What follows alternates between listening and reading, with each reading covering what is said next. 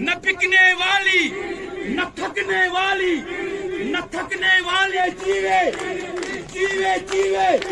नहीं, ऐसी कोई बात नहीं। हमारे जो वकील है अनिल सेठी साहब, वो बिल्कुल इन टच हैं वहाँ के वकीलों के साथ। उनके साथ ने कहा कि अभी मगर वहाँ कोई भी वकील उनके केस लड़ने के लिए तैयार नहीं है। हम कोशिश करें उनके केस को ट्रांसफ़र करें, हम वहाँ से उसको ट्रांसफ़र करके यूपी से ट्रांसफ़र करें, उसको यहाँ लेके आए ताकि हम कोई वकील उनका केस लड़े।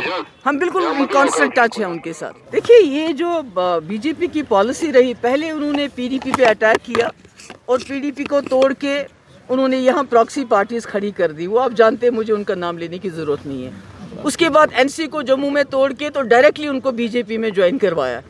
तो अब जो कांग्रेस में जो लगता है कि एक डिवीज़न हो रहा है, तो ये डिवीज़न कोई, मुझे नहीं लगता है कि ये खुद ब खुद हो रहा है।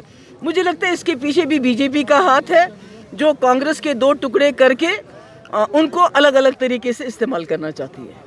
देखिए, इलेक्शन तो कभी ना कभी होने ही है, वो आज हो कल हो होने। मगर मुझे ये खदशा है कि जिस तरह ये पार्टीज़ की यहाँ तोड़ फोड़ करते हैं, पीडीपी की एनसी की, अब भी कांग्रेस में भी दो हिस्से फाड़ कर रहे हैं।